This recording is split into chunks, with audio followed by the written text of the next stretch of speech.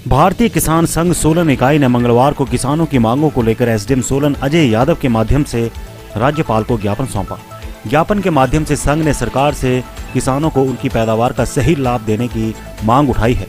सोलन इकाई के अध्यक्ष प्रेमदत्त शर्मा ने बताया कि सरकार ने कृषि को बढ़ावा देने के लिए किसानों के हित में जो भी योजनाएं चलाई हैं, उनका किसानों को सीधे तौर पर कोई लाभ नहीं मिल रहा है। उन्होंने कहा कि किसानों को जहां एक और उनकी पैदावार का सही दाम नहीं मिल पा रहा है, वहीं आवारा पशु और बंदर फसलों को उजाड़ रहे हैं। नमस्कार जी। भारतीय किसान संघ हिमाचल प्रदेश की स्थापना काल से ही एक प्रस्ताव पारित किया गया था कि सभी किसानों को लागत आधारित लाभकारी मूल्य मिले।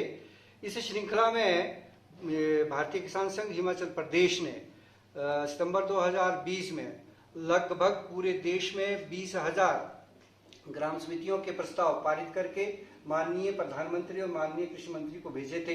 ये हमारा प्रथम चरण था लागत आधारित लाभकारी मूल्य की मांग के बारे में। दूसरा चरण 8 सितंबर 2021 को लगभग पूरे देश के 513 जिलों से प्रस्ताव पारित करके माननीय प्रधानमंत्री और कृषि मंत्री को भेजे गए थे, जिसमें मांग की गई थी कि किसानों को लागत आधारित लाभकारी मूल्य अवश्य मिले, इससे कम उसकी कोई भलाई नहीं हो सकती। इसी को आगे बढ़ाते हुए आज इस 1 जनवरी से लगभग 10 जनवरी 2022 तक भारतीय किसान संघ हिमाचल प्रदेश प्रत्येक अपनी ग्राम समितियों में गया और वहां जाकर के बैठकें की और अवगत करवाया, जनजागरण करवाया। किसान जनजागरण करते हुए ये प्रस्ताव पारित किए गए कि किसानों को लागत आधारित लाभकारी मूल्य मिले। और आज 11 जनवरी 2020 को हमने महामहिम राष्ट्रपति भारत सरकार को ज्ञापन लागत आधारित लाभकारी मूल्य का माननीय अपने एसडीएम साहब के माध्यम से प्रेषित किया, सौंपा उनको। और साथ में हमारी जो स्थानीय मुद्दे थे हिमाचल के किसानों के, जैसे बंदरों की, जंगली जानवरों की, नीलगाय की समस्या जो हमारी खेती को उजाड़ते हैं, एक दूसरे जो बेसहारा पशु हैं बहुत ज़्यादा नुकसान कृषि का भी करते हैं, और जगह जगह जा कर के ये जानवर जो है कई बार दुर्घटना का भी लोग जो है शिकार हो जाते हैं।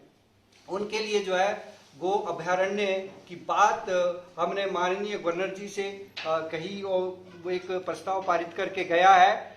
दूसरा जो है बंदरों से भी निजात मिले। और तीसरा हिमाचल प्रदेश सरकार की जो भी योजनाएं हैं जो किसानों के हित के लिए लाई है सरकार ने, पोर्टल हो और ई पोर्टल पर जाकर के किसान आवेदन भी करे और उसकी स्वीकृति तक जो है सारा ई पोर्टल के माध्यम से जानकारी किसानों को मिलती रहे। ये वाला मांग जो है हमने एसडीएम साहब के माध्यम से सौंपा माननीय गवर्नर जी को। तो ये डिमांड जो है अगर हमारी पूरी होती है, इससे किसानों का भला होगा। और सबसे बड़ी डिमांड जो है, क्योंकि बहुत ज़्यादा मेहनत करता है किसान, उसको फसल का असली दाम ना मिलने के कारण से हमारे जो बच्चे, आगामी जो पीढ़ी है, वो किसानी से विमुख होकर के वो शहर की ओर दौड़ती है, वहां जाकर के मजबूर होकर के मजदूरी करने के लिए। तो वो तभी होगा जब किसानों को अपनी फसल का असली मूल्य प्राप्त हो जाए, लागत आधारित लाभकारी मूल्य प्राप्त हो जाए। लागत का मतलब हमारा ये है कि जो भी बिजाई से लेकर के, बुआई से लेकर के, कटाई से लेकर के और खेत से लेकर के मंडी तक पहुंचाने का जो भी खर्चा, ये हमारी लागत हुई। और लागत के बाद उस पर थोड़ा सा लाभ, जिस प्रकार से एमआरपी होता है, एमआरपी की तरह जो है किसानों को अपनी फसल का वो लागत आधारित लाभकारी मूल्य मिले, उसकी गारंटी सरकार दे।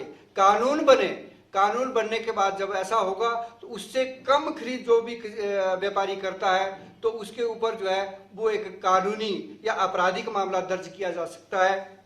उसके साथ जो हमारी डिमांड ये है कि एक स्वतंत्र कृषि न्यायालय हो। अगर कहीं विवाद होता है हमारा, वो जल्दी 3 महीने के अंदर सुलझना चाहिए।